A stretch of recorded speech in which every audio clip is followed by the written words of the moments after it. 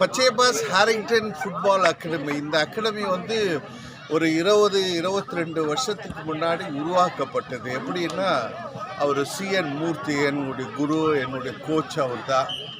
அவரால் உருவாக்கப்பட்டது. அதாவது பச்சேபாஸ் தான் ஃபுட்பால்னா டீமு, பிளேயர்ஸு உருவாந்து எல்லாமே.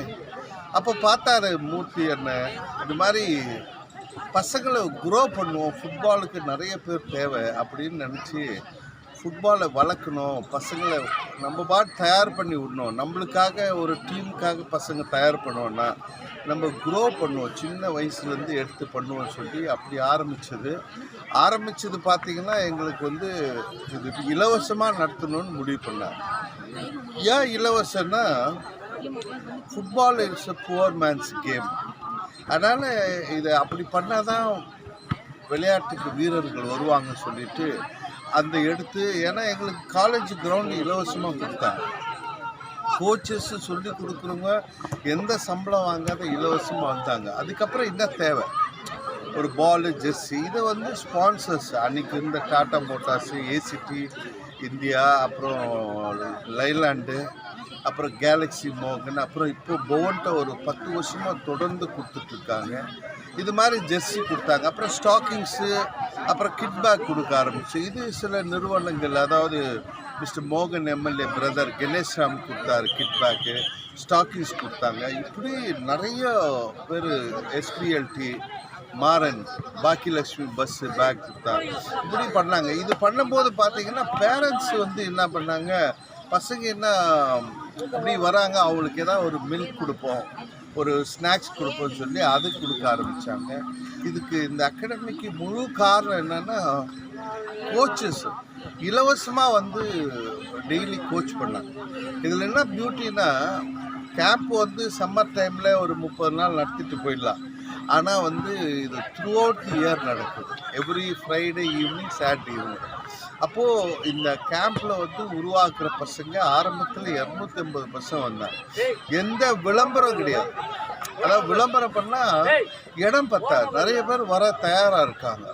இந்த பகுதி சென்னாய் நகர், கில்பாக்கு, சேட்பட்டு, அம்ஜிக்கரை, இந்த ஏரியாவில் இருக்கிறதா. ஆனால் வெளி ஏரியாவிலேருந்தெல்லாம் வந்தாங்க. இந்த விளம்பரப்பட்டுனா இடம் கிடையாது. அவ்வளோ பேரும் இந்த ஃபுட்பால் மேலே ஆர்வமாக இருக்காங்க. இருந்தாலும் இருக்கிற அப்படியே நடத்திட்டுருக்கோம். இந்த கேம்புக்கு பார்த்திங்கன்னா இதில் உருவாகிற பசங்க வந்து இப்போ வெளிநாட்டில் இருக்கிறாங்க, வெளி டீம் காட்டுறாங்க, ISLல வந்து கலந்துக்கிறாங்க. இப்படி இது மாதிரி நிறைய இதில் வந்து உருவான பசங்க இருக்காங்க.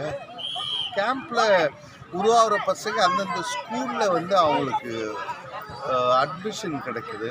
இந்த கேம்பில் இருக்கோம், ஃபுட்பாலில் இருக்கோங்க. அதனால் இதை தொடர்ந்து பண்ணுறோம். இதுக்கு வந்து நிரந்தரமாக ஒரு கிரவுண்டு வேணும் அப்படின்னு நாங்கள் ட்ரை பண்ணிகிட்ருக்கோம்.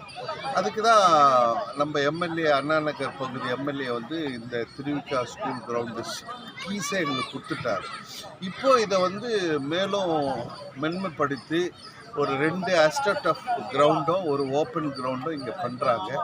அந்த கிரவுண்டில் வந்து நம்ம அகாடமிக்கு இலவசமாக எப்படி நம்ம இதை வந்து இந்த ஃபுட்பாலை வளர்க்குறதுக்கு பட்டுறோமோ அது மாதிரி முதல்வரும் விளையாட்டுத்துறை அமைச்சரும் எங்களுக்கு இந்த கிரவுண்டில் இந்த அகாடமிக்கு throughout year every Friday evening ஒரு டைமிங்கும், இந்த மாதிரி கேம்ப் டைமில் எங்கள் பசங்க இதே மாதிரி விளையாடுறதுக்கு இங்கே எங்களுக்கு இடம் கொடுக்கணுன்றது தான் கோரிக்கை. ஏன்னா நாங்கள் ஃபுட்பாலை வளர்க்க, பசங்களை வந்து ஃபிட்டாக வச்சுக்க நாங்கள் தயாராக இருக்கோம், எங்கள் கோச்சஸ் தயாராக இருக்காங்க, பேரண்ட்ஸ் தயாராக இருக்காங்க.